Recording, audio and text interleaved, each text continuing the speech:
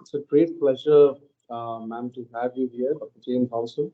And to be very frank to all the audience who are here, I think ma'am doesn't need much of an introduction because last 2 days, the avatar of the avatar which we have created in the animation has really told about the kind of introduction ma'am has. Dr. Jane Thompson is a leading expert in the area of Metaverse. Dr. Jane Thompson is Thinkers 360 top 10 global thought leaders and influencers on sustainability, healthcare, and blockchain. Her experience spans between government, industry, and global organization. As a successful entrepreneur and CEO, she has founded and built a $250 million revenue consulting firm.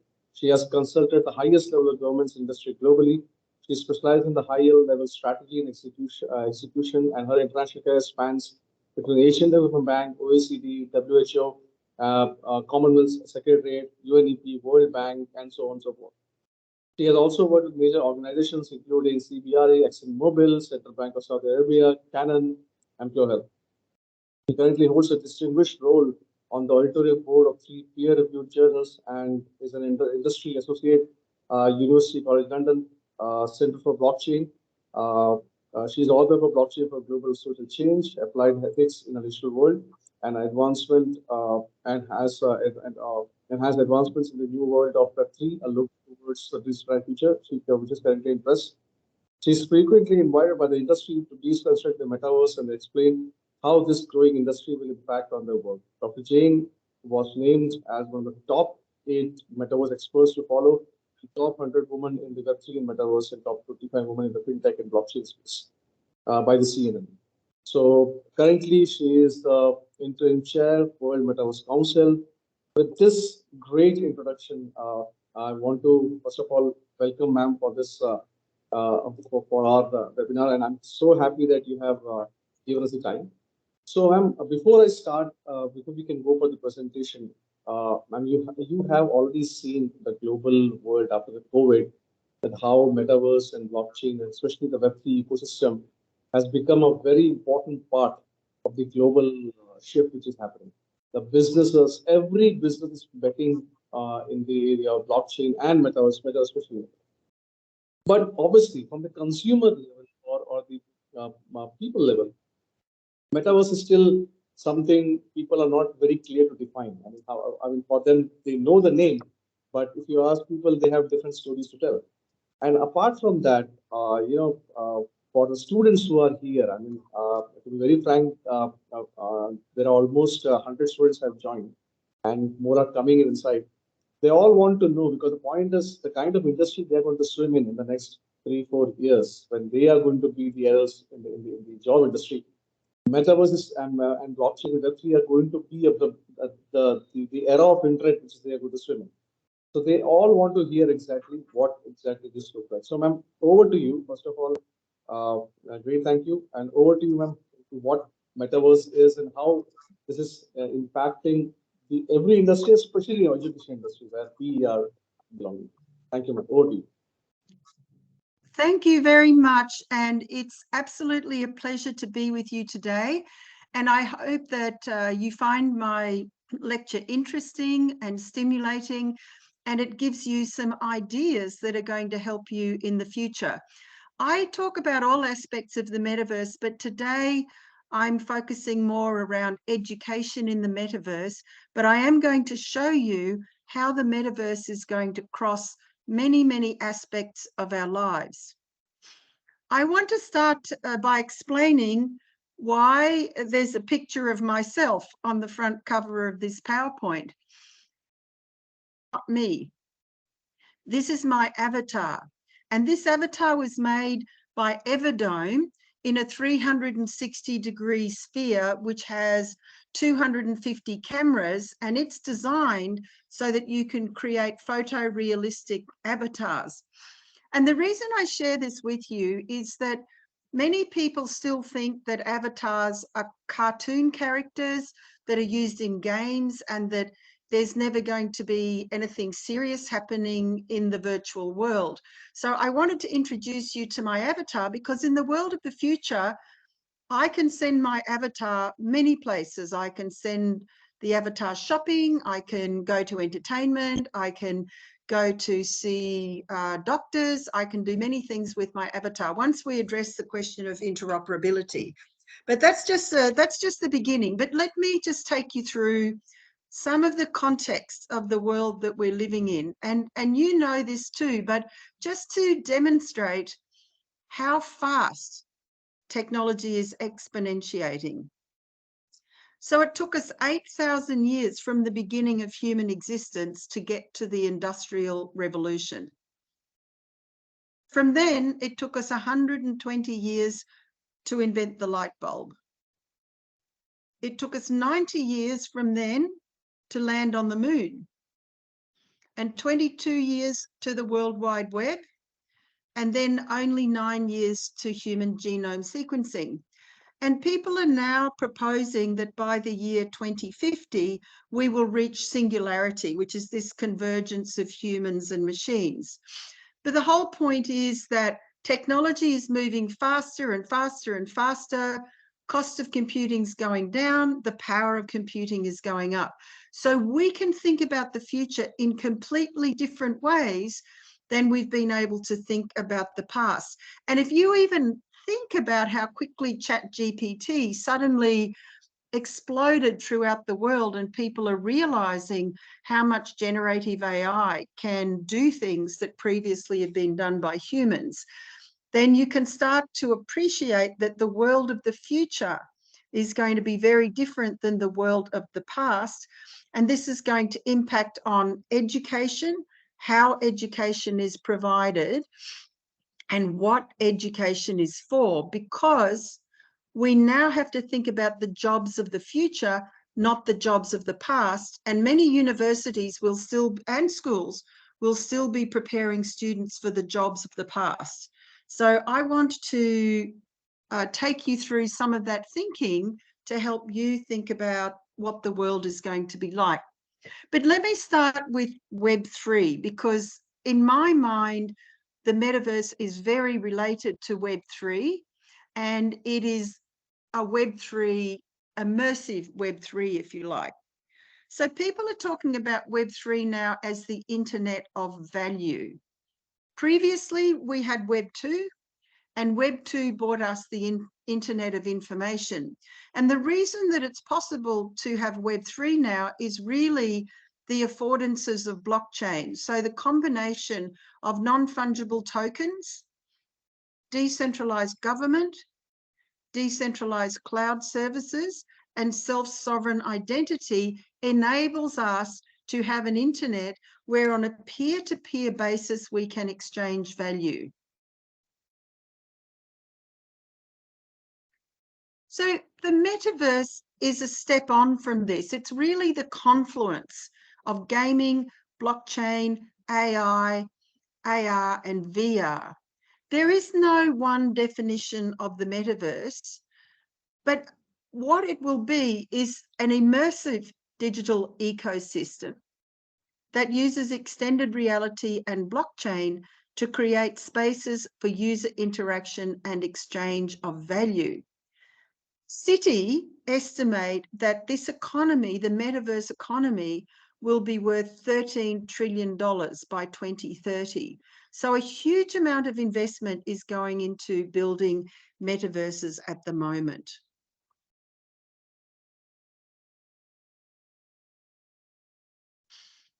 So the metaverse ecosystem is really called the next generation of the internet.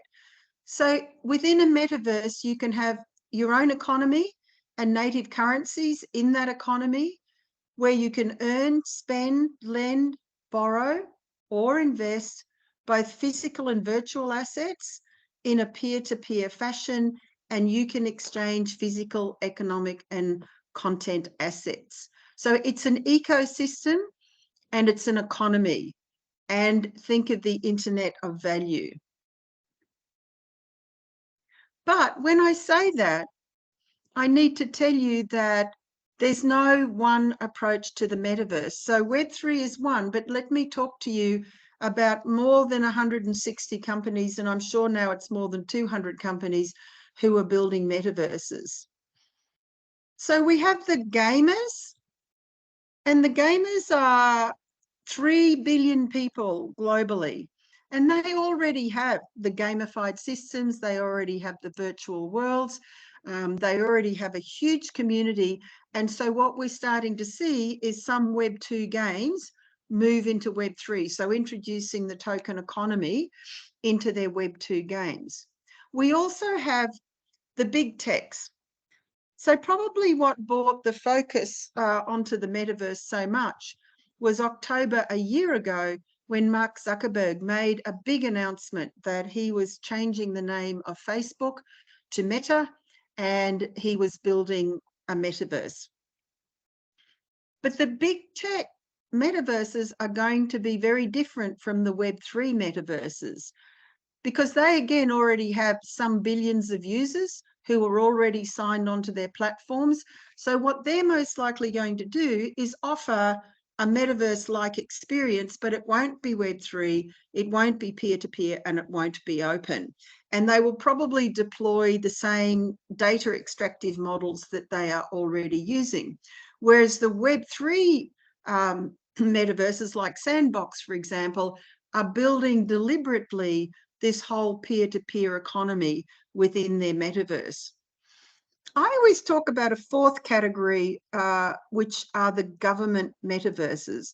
And we're starting to see different governments, and I give you examples here of Seoul in Korea, Dubai here in the UAE, NEOM in Saudi Arabia, where governments are deploying metaverses to provide certain sorts of services to their citizens. So I always say there's 4 different groups of metaverses being built: the gamers, the big techs, the Web3, and the government.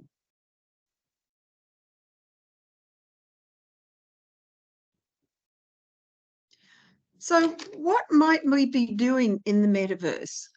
So I don't think, although some people say so, that we're going to get lost and spend our entire life in the metaverse, but I think that many people will spend substantial hours in the day doing things in the metaverse. So socializing will be one. You'll be able to go in there, mingle and meet your friends. You'll be able to go in and have entertainment experiences. You'll be able to obviously play games. You'll be able to go shopping. And you might have heard of a term that's getting popular now called phygital, which is the confluence of the physical and the digital, which means that you can, for example, take your avatar into the mall, try on some clothes, and then order the physical outfit to be delivered to your house. So it's the merger of the physical and the digital. So you could have a digital version and a physical version of whatever it is that you're buying. Accessing services, I believe, is going to be significant, starting with government offering services, but in health and education and other services, we're going to see the metaverse being used. And then earning money. The monetization of data is something that will be enabled by the metaverse, and I'll speak about that as I go through the presentation.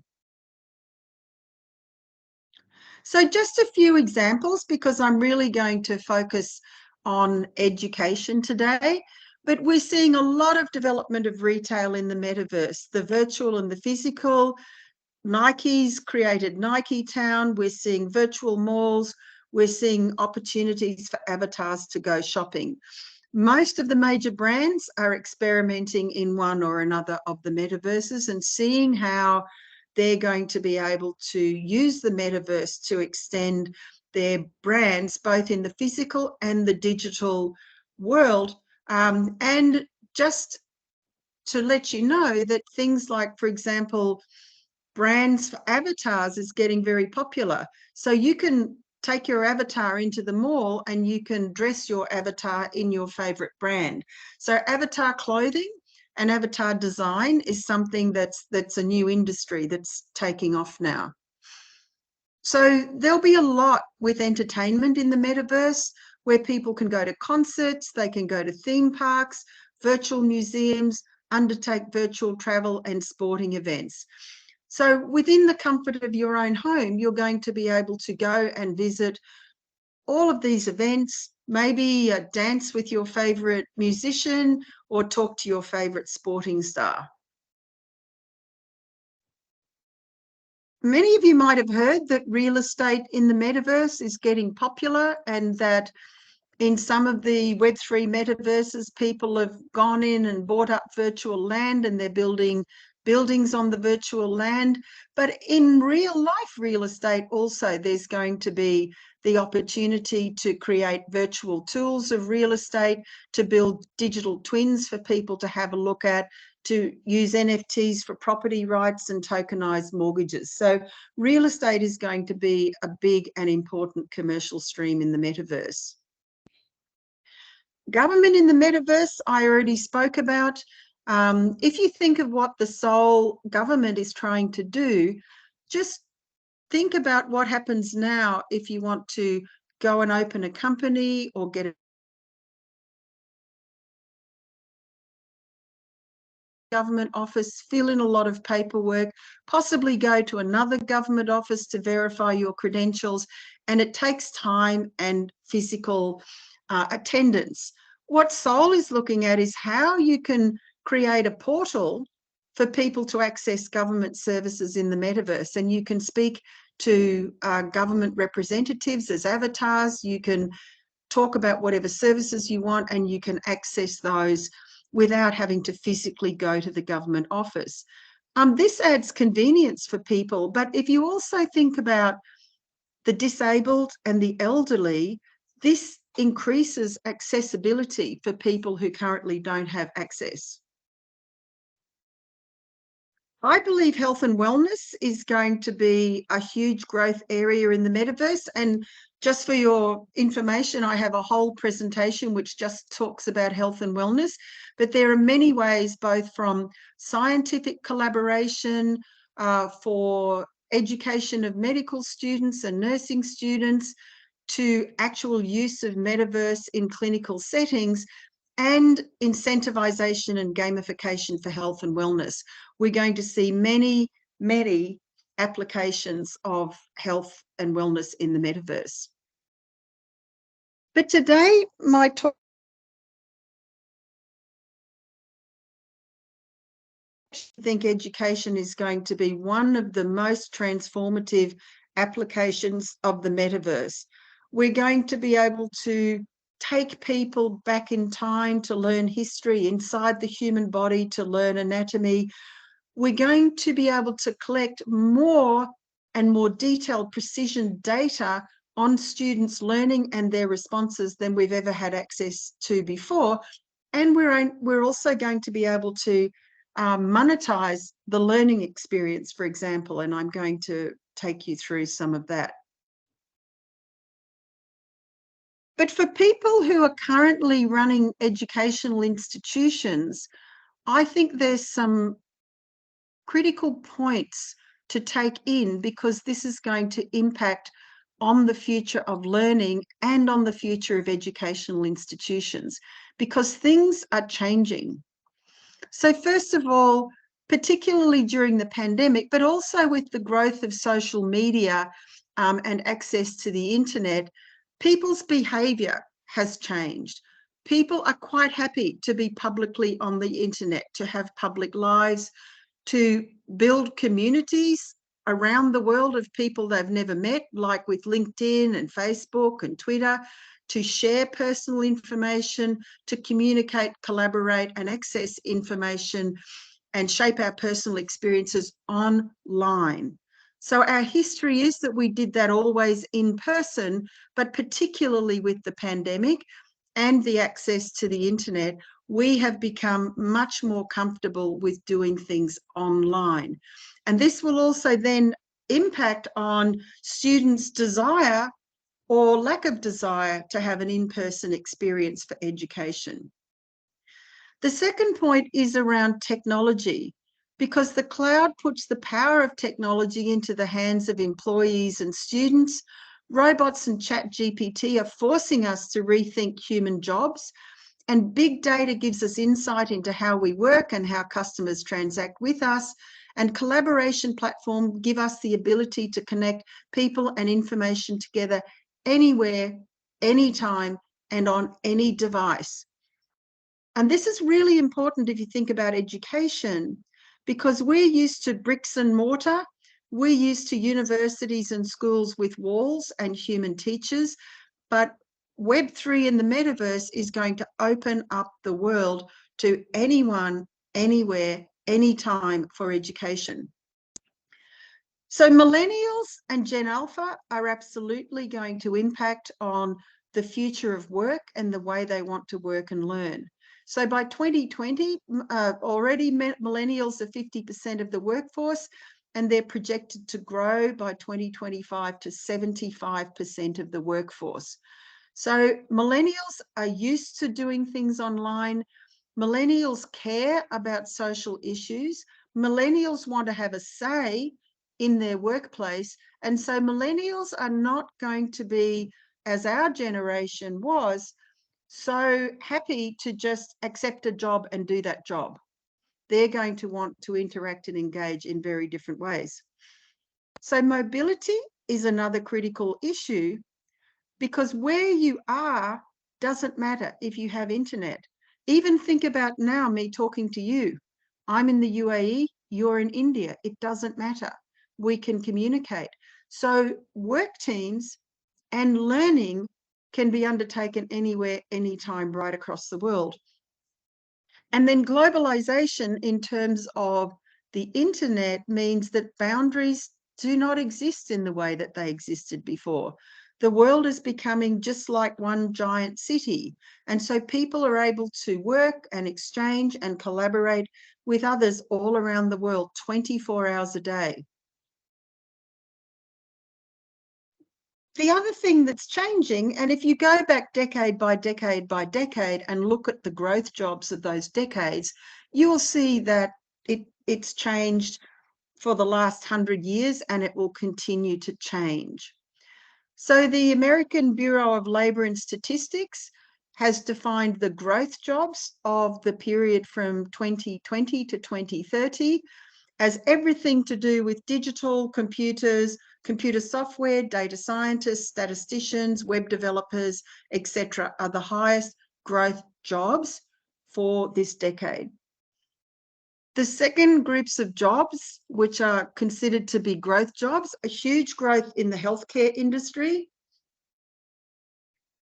growth in entertainment, anything, so that this could include sports as well as theatre, the arts, food, all of those kinds of things. So think lifestyle for people. And then technicians, so solar voltaic technicians, for example, to maintain the growth of renewable energy. So, and technicians who can keep the mobility going with the self-driving cars, they'll all need technicians. So all of these new technologies that are going to make our lives better are going to need technicians to look after them. So they're the growth jobs. So anything to do with digital and data, healthcare, entertainment, and people who do technical kind of work. But a key change with this is that the Bureau of Labor and Statistics is saying that 60% of new jobs from 2020 to 2030 will be in occupations that won't require a degree. So please pay attention, those of you who are from universities, 60% of the jobs coming up won't need a degree. And this is going to change the way you define what you do if you want to continue to survive. Now, this is a huge market. So just to give you some idea of that, it's estimated that the global AR and VR market in education is going to be 17.8 billion by 2025, with a compound annual growth rate of 51.5%. So this is a rapidly growing industry. So it's a very healthy industry to be in. But what you have to remember, as I've said, is that what you're teaching, how people learn, how they consume information, and how you collect and use data is all going to be very different in the future. So governments, educational institutions and businesses need to act now to prepare themselves for the metaverse transformation. My picture here is from the Dubai Metaverse Assembly, and Dubai is one of the most future-forward jurisdictions in terms of thinking about the metaverse, and so they already have a metaverse strategy for government. And any industry, any government, any business, any educational institution should be thinking about how to prepare themselves for the metaverse transformation. Regulators will be looking at how to formulate regulations for the metaverse. This is a whole new game. Collaboration will be needed with all stakeholders in the metaverse ecosystem forming partnerships. And universities, I would be forming partnerships with gaming companies now and looking at who else that you can partner with to be able to create metaverse experiences for your education. The industry needs and is increasingly developing tangible, relatable use cases to gain credibility with users and the public, because probably many of you in the room and many people all around the world still think that this is a bit fanciful. But we expect that Metaverse is going to empower users in new ways, and particularly in education. So let's talk a little bit about the future of education with the Metaverse. And really, that's going to be characterized by greater precision and more fun. Why do we make children sit in classrooms for 8 hours a day having very little fun? In the future, with ChatGPT, they're not going to have to remember the massive volumes of information that we grew up with, because in seconds, at the push of a button, they're going to be able to get information about anything and everything. So what the metaverse is going to be able to create for them is highly immersive and interactive experiences. It's going to give instantaneous access to a wide range of resources and materials. It will enable the collaboration and social interaction among learners. So this is learners interacting with other learners. They can engage in a more interactive and immersive way, leading to a deeper understanding and retention of the material. So understanding by experiencing, as opposed to understanding by learning. It's also a safe and controlled environment, so it allows learners to take risks and make mistakes without fear of real-world consequences. So in my health lecture, then I talk about teaching medical students surgical techniques on digital twins. So what it means is they can conduct the technique on a digital twin of a person as many times as they like, and they're never going to harm that person. So this is what I mean by safe and controlled environment. Having said that, I also want to highlight that there are many risks and safety and security concerns in the metaverse, but this is just in terms of allowing learners to be able to take risks with their learning. It also allows personalised and adaptive learning and tracking and responding to the progress and needs of individual learners. So we are going to collect more data on people in the metaverse than we have ever had access before, because we're going to have many more data points. And as people are able to, using wearables, collect physiological responses, even enable haptics and so forth, we're going to know a huge amount about what people are doing, and we're going to be able to track whether learners are actually learning the skills or the knowledge that we want them to, and respond immediately using that data with some precision learning micro units for the area that they're struggling in. So using the data and the analytics, and remember we're moving into a data economy, we're going to be able to ensure that the learners are receiving the support and guidance they need to succeed. So gamification is going to be part of this. People are already gamifying all sorts of learning and making learning fun, making it possible for people to be rewarded with tokens for learning successfully and using the data analytics to target the precise learning. So some of you might have heard of the play to earn phenomenon, which became famous during the pandemic, namely Axie Infinity, where people in the Philippines and other countries were playing games, earning tokens, and they were able to convert those tokens into their own currency to feed their families during the lockdown. Now, this has exploded into a phenomenon that I'll talk about in a minute called X to earn. So within these token economies in the Web3 metaverse, you're able to reward all sorts of people for things. So you could reward students with tokens for class attendance. You can reward them for video viewing, for completing assignments. And you can also use avatar instructors to show learners real-life techniques, simulate encounters, and visualize and practice techniques during training. So learning is going to be a lot more immersive and a lot more fun.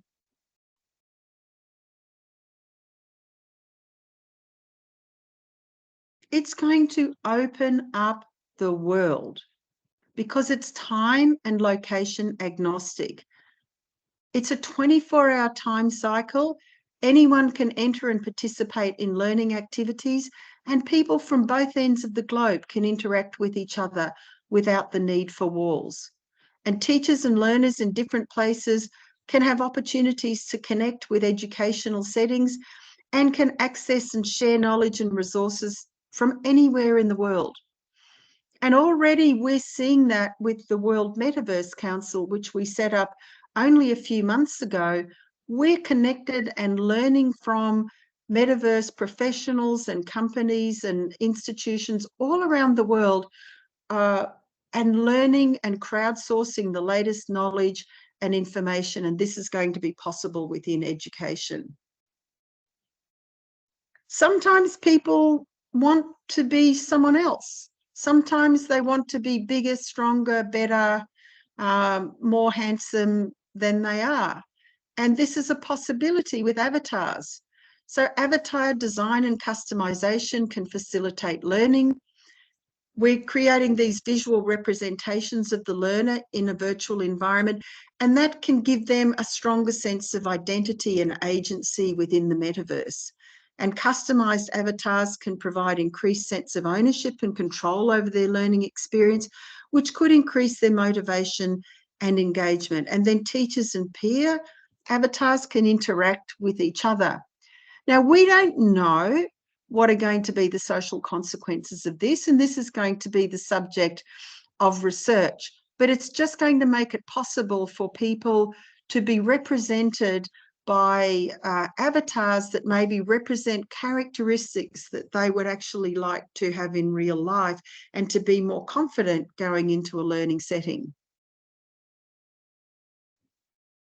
Metaverse education will be deeper and more engaging because you're going to be able to create customized learning scenes that maximize the attention of learners.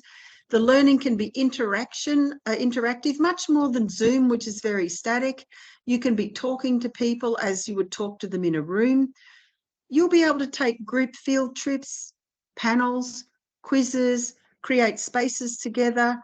For language training, you're going to be able to interact with intelligent peers, avatars for language practice, and it will enable learners to develop higher order cognitive functions and actually achieve more comprehensive learning objectives. This is a really important one because with generative AI and other technologies, we are not going to have to do the rote and mechanical processes that can now be done by machines.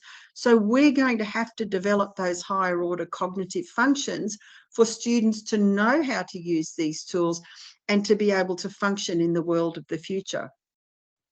So every teacher's dream or every teacher's nightmare is a field trip.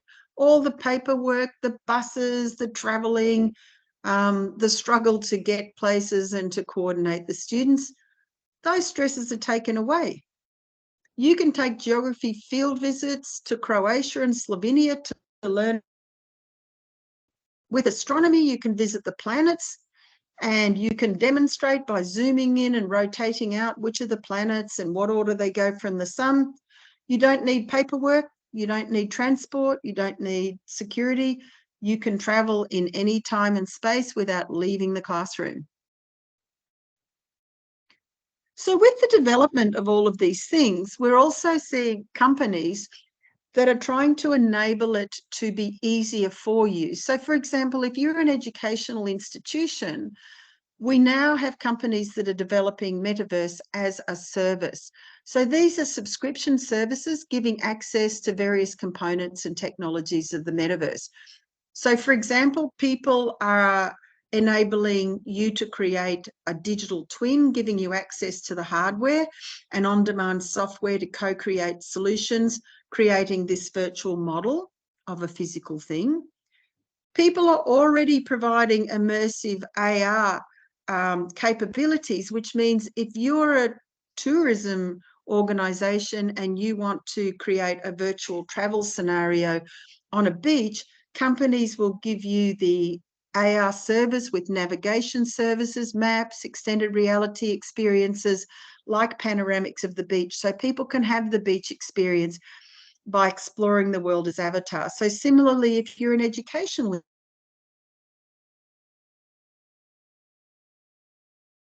to experience in history or geography or medicine, anatomy, astronomy, you can work with companies to do that much more easily than before. I think one of the really exciting elements of Metaverse is improving access. So people who are unable to physically attend due to geography or disability or other barriers can still access education. So it can increase the reach and impact of education and make it more inclusive and accessible. I believe, however, and I do want you to think about this, that in countries like India, full access to the metaverse will not be through things like Oculus goggles. They're too expensive. They're not that comfortable. The user experience is not good. And so the metaverses that are going to have the most uptake, in my view, are ones that create a mobile immersive experience. So with a mobile phone and an AR-enabled metaverse, people can connect from anywhere.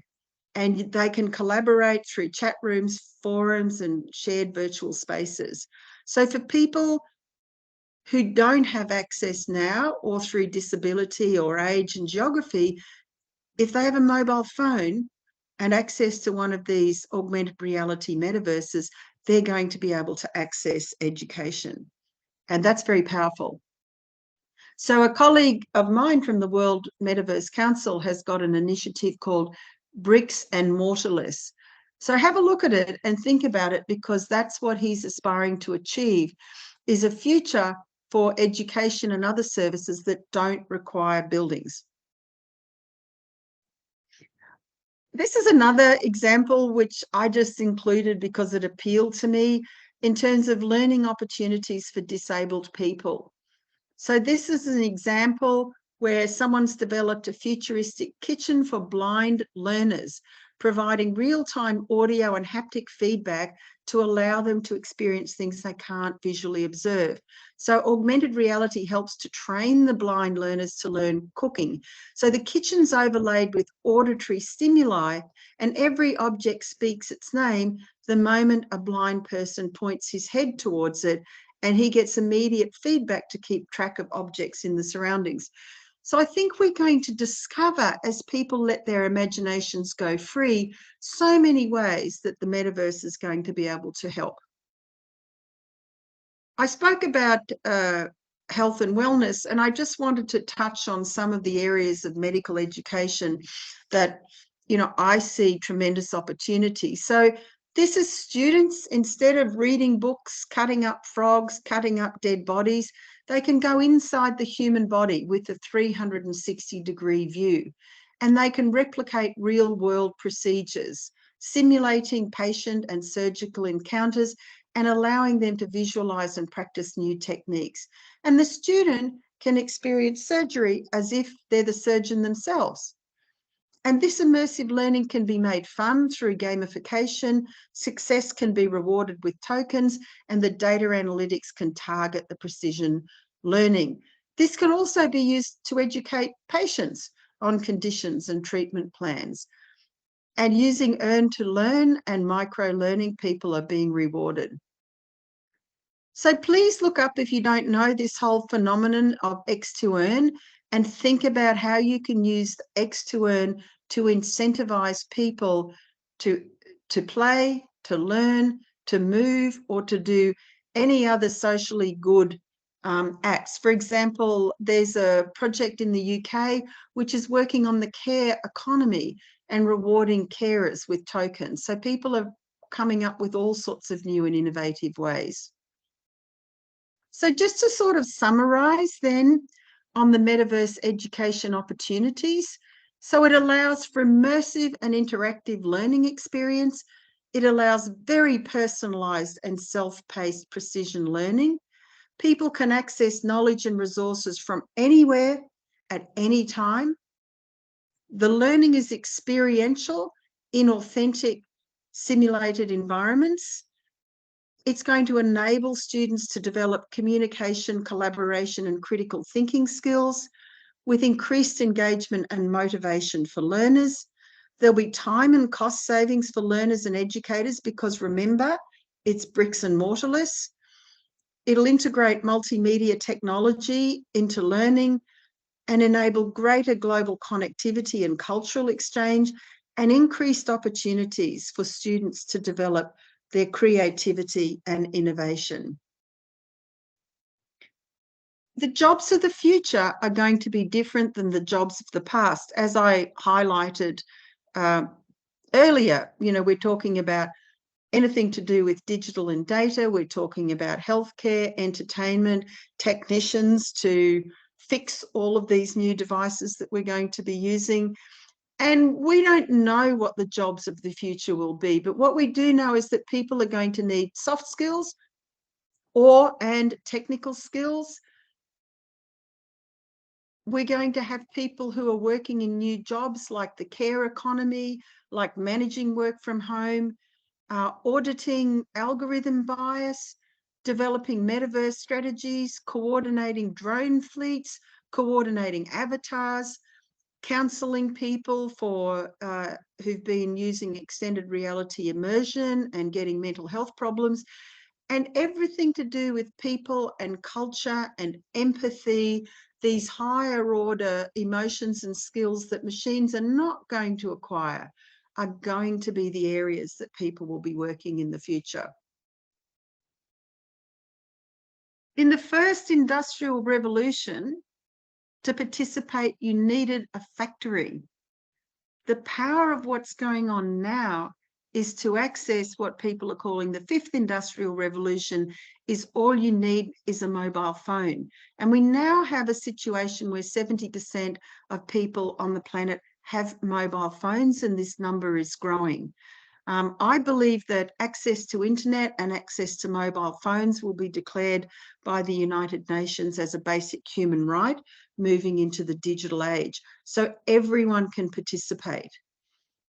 We need to get ready for this future. We need to reimagine what the future is going to be like.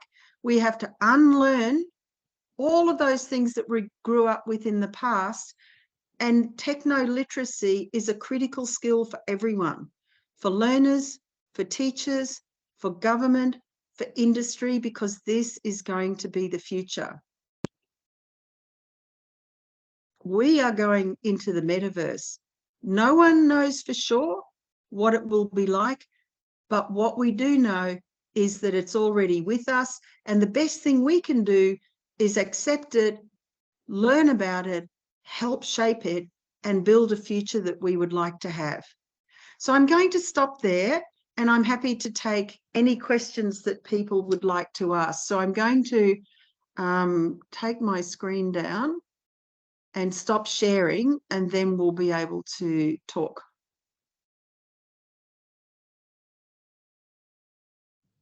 So, ma'am, it was a great presentation, first and foremost thing, and the kind of questions Thank which I you. wanted to cover out, I think some of them are already been covered in your presentation. So that shorts my questions as well. So before I go to the audience for your questions, I want to ask two or three basic questions, which are from your presentation itself. Uh, it's for sure that in the next 4 or 5 years, skills will be more important than the degree which the students are going to have, and the job market is going to be that way. So my question is, what the faculty should be prepared for the next 2 to 3 years, because this kind of discussion might be happening in your summits which you go, and how the students should look at it now. I mean, how they should be prepared for the next 2 to 3 years, because the kind of traditional knowledge, or traditional way of learning, and as well as traditional books, all are going to have its limited scope in the coming time. So both the stakeholders, I mean, faculty and students, how they should be prepared. Well, look, I think the big thing that we need to prepare for is that we're moving away from a jobs-based economy to a skills-based economy.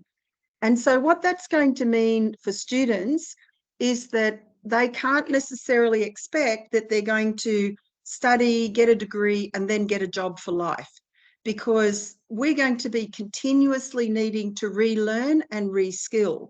So they're going to be mostly moving into what we call the gig economy, where they're going to be moving from job to job according to the skills that they have. So I think that's the first thing. I think that the second thing is for teachers, you need to be looking at what the students' skills are going to be needed for the future. So as I alluded to several times, a lot of information and a lot of things that students would have been taught in the past, they don't need to recall anymore, because they're going to be able to access it using the technological tools that are available. So they're going to need to have, first of all, the skills to be able to access and use those tools. So if I was in an educational institution, I'd absolutely be focusing on that, teaching them about all of these technologies and how to use and access them. They're also going to need to have a lot more of these high, if they're not actually going into data science computers, the higher order strategic thinking, cognitive, emotional intelligence skills, and those kinds of things which are going to be needed to complement what the technology is providing us. Most importantly is, don't resist the technology, because you can't. Think about our ancestors and fire. Like, fire can be dangerous, or fire can be a great comfort and service to us. And I think technology is the same. So we have to be thinking about how to harness and use technology, as in the olden days, we harnessed and used fire to make our world better. But I think too, universities need to transition from, the 3-year degree in this or that, to the modularized and virtual training in different components of a particular subject matter area that people can take from anywhere, anytime. And there will still be learning for the sake of learning and for intellectual development, but most people want to go to university and get a job. So if you're preparing people for jobs, you need to prepare them differently. So I think, in summary, that's what I would say. But I would also say to the lecturers, talk to the millennials and Gen Z about how they want to learn and what they care about, because they will be defining your future. They are your customers of the future. And if you're providing them old school education and training, you might lose them, because they can go anywhere in this world.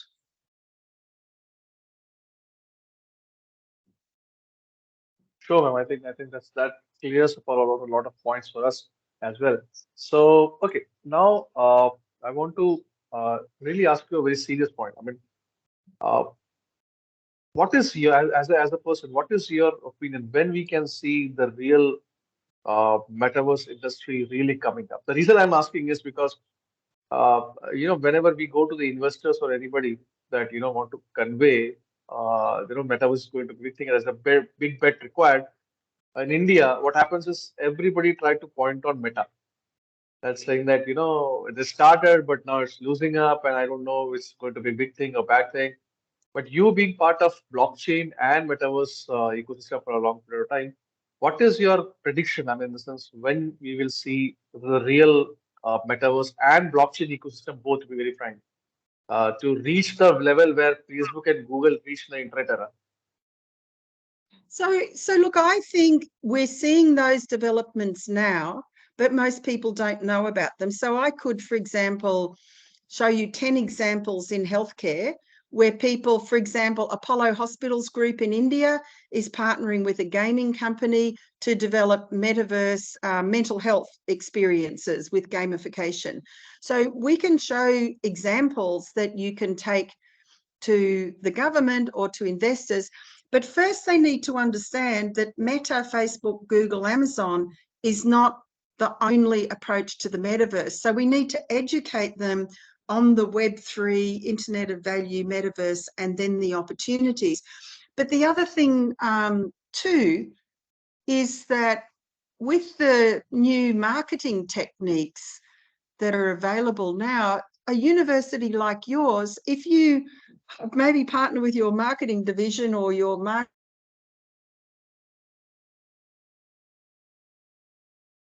provide and offer your courses to anyone anywhere in the world. Because in the past, you're thinking of being limited to India, but you don't have to be physically limited to India anymore. If you've got good courses and if you have the marketing reach, you can deliver them anywhere.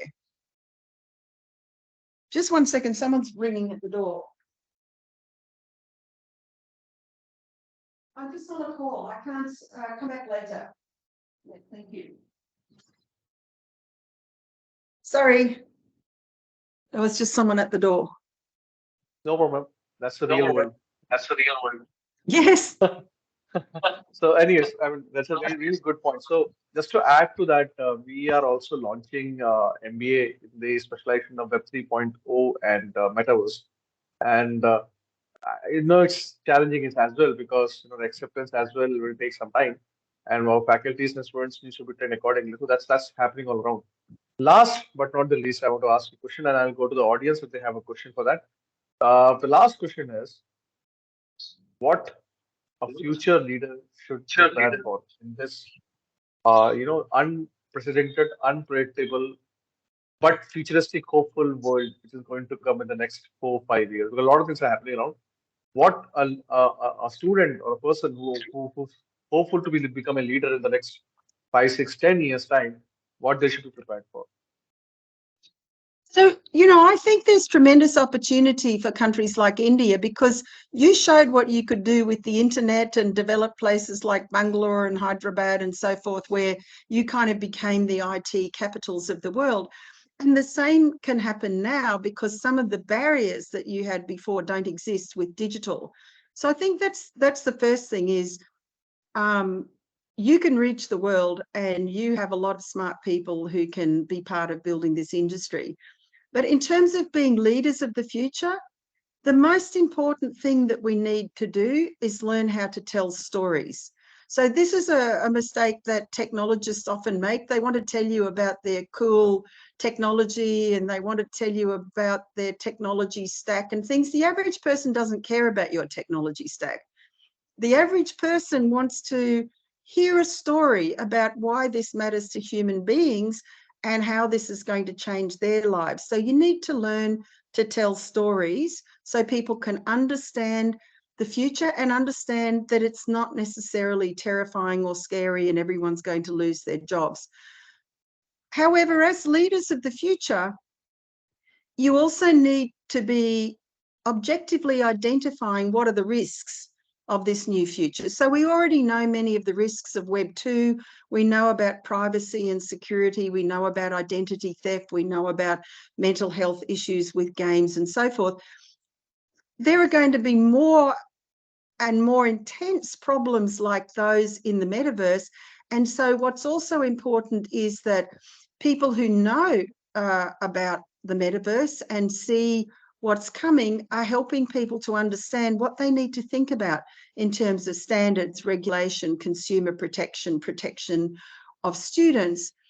And then I think we need to be finding the use cases and sharing those with people so they can see really practically how this is going to help them in their lives. And then if you actually make it to Parliament, make sure that digital infrastructure is a human right, that everyone's got access to the internet and a mobile phone. That's a great point. That's digital infrastructure is a human right. I mean, that's a great point. I mean, I need to note it for my next class. Yes, that's a good point, ma'am. That's a point. So I'm handing over to the audience. If anyone has any questions, because time is running up, so ma'am has other engagements also. So please, you can use the chat box to write the question if you have. But I think most of the questions have been covered in the presentation itself, but still, if anybody has a question, they can please write in the chat. I think Dr. Sumit had a question. I think he has pinged me before. Now, Sunil sir has your opinion on Elon Musk's view regarding AI being dangerous for mankind in future, with machines hyped in future to be even creating algorithms. Look, I think, so first of all, I think every technology is a tool.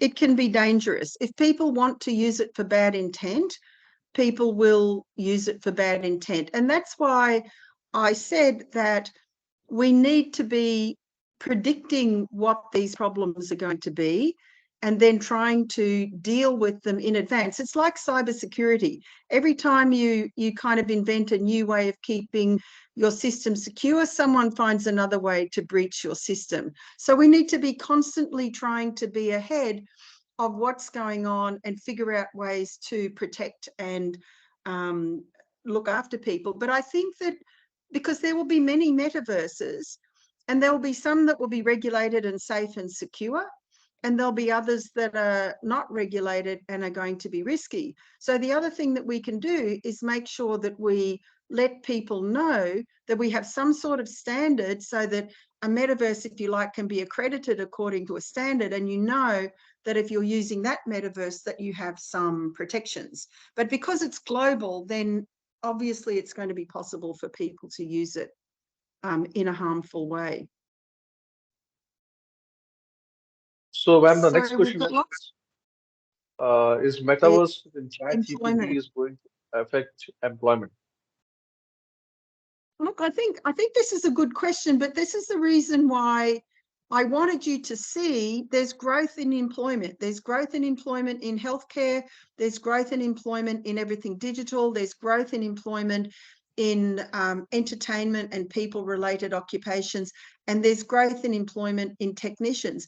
But what it does mean is that some of the things that can be done by machines now, so whether it's in accounting or whether it's in law or whether it's reading images for radiologists and dermatologists, this is going to be able to be done by machines. And so what you need to be thinking about is what are the jobs that aren't going to be done by machines that are still in demand, and thinking about entering those kinds of occupations.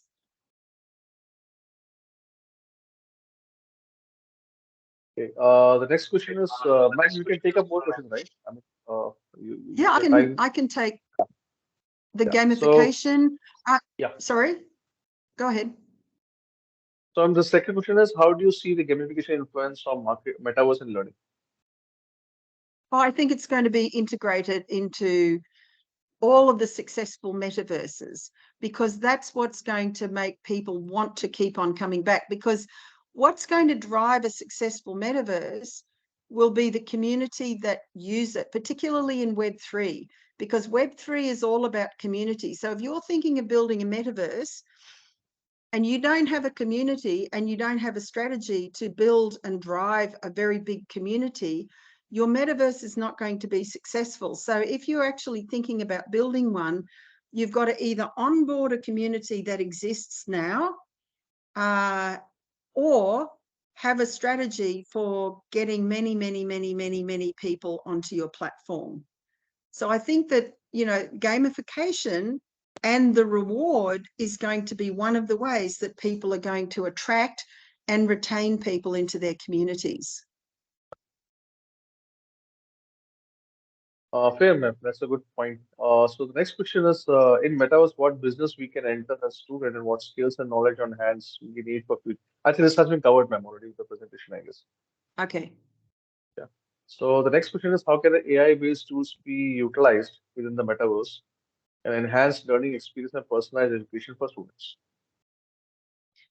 Yeah, look, I mean, AI is going to be integrated in all of this, and it's going to help you analyze the data that you're going to be drawing from the students and identifying when they're struggling to learn something or identifying the pace at which they're learning and the level of success. So AI and Metaverse will absolutely be hand in hand. Okay.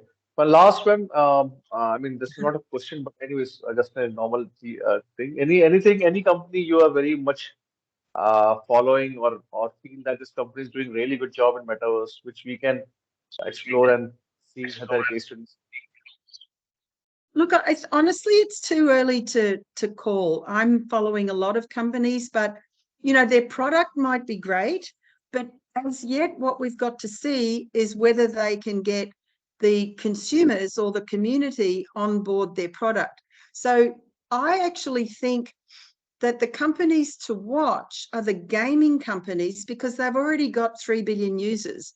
So the gaming companies that then start moving into Web3 and Metaverse and then incorporating their already successful gaming community with the ability to be able to reward and incentivize players, I actually think they're going to be more successful more quickly.